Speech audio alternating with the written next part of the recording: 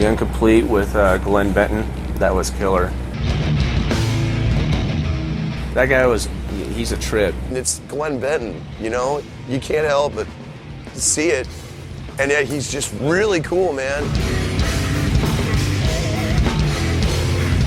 Monty called me, or I think he emailed me about it, and then he called me about it. And, you know, I never had a problem with, RoadRunner, man. They always treated me good, so I volunteered my services.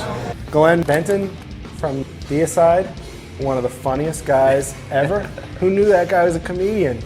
He's hilarious. He's got an upside-down cross in his forehead, and he's funny as hell. You know, I was all for it, man. And then he's like, hey, you want to do an Obituary song? I'm like, not really. Having him do Obituary, too, was pretty strange, having him do, John Tardy kind of vocals, man. It was awesome.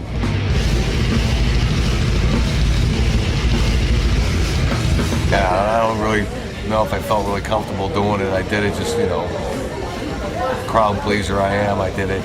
He sang on the Incomplete, which was, he wasn't playing bass and it wasn't a Deicide song. Obituary, we all started at the same place, man, Tampa. And my guitarist Ralph is playing with Obituary right now over in Europe. Hey man, we're all friends, we all come from the same thing, man. Metal started, this death metal thing, I guess whatever the hell it is, all pretty much started in Tampa and, with Chuck from Death and all that stuff. It was fun, I had a good time, man. Yeah, and then we do, I think, Dead by Dawn after this, right? And Glenn comes out with the fucking mask and shit. It's fucking evil. The Deicide, Dead by Dawn, and Glenn Benton came out with the full mask on. And yeah, seeing Glenn Benton in a bondage costume was pretty cool. Yeah. He came out with a fucking huge armor on. When Glenn walked out, because when I first saw him, he was just rolling in street clothes, and then when he walked out, I remember being backstage going, holy shit. It was awesome, dude. It was the coolest thing of the night. That was, for me anyway. So I remember coming out on stage with the armor, man, and everybody was just like, the looks of all the production guys on the stage, the old man that was there emceeing or whatever the fuck he was doing, he just fucking caught him completely off guard. He just kind of like fucking almost lost his dentures. And I come fucking stomping out of that fucking armor. That was a good night. That guy, man, I can remember the first time I ever heard Deicide. I was actually at a party in Iowa.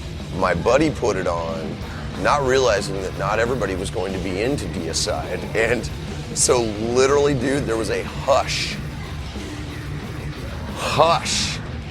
And I can remember, and I was so lit at the time. I was just like, I just remember going, this is the heaviest shit I've ever heard in my fucking life.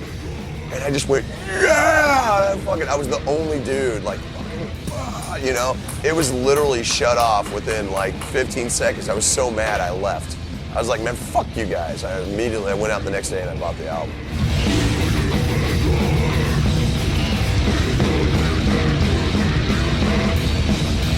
There it is, Glenn Benton. This is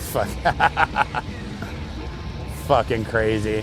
that was killer. We were jamming with the drummer from Deicide as well, Steve Machine, and it just came out, it was badass. I got my start with RoadRunner, man. I spent, 12 years, 13 years with RoadRunner.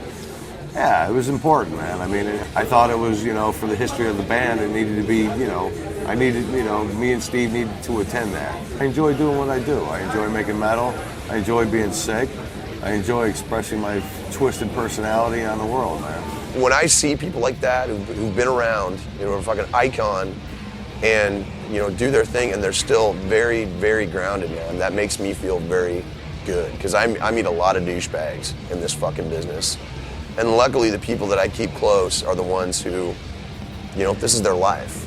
When I started doing metal, man, I did this stuff. I never thought I'd be doing this at 41 years old, still doing it. Never imagined doing a 25th anniversary thing for RoadRunner. They always treated me good. If I ever got in a jam, I needed help. If I ever needed help during those days, the 90s, if I needed help, they were always there for me. And I'll never forget that. They always helped me out of any situation I was in. They always stuck by me. And I will always remember that, and I'll never forget that. Well, that's why I'm here tonight doing the interview.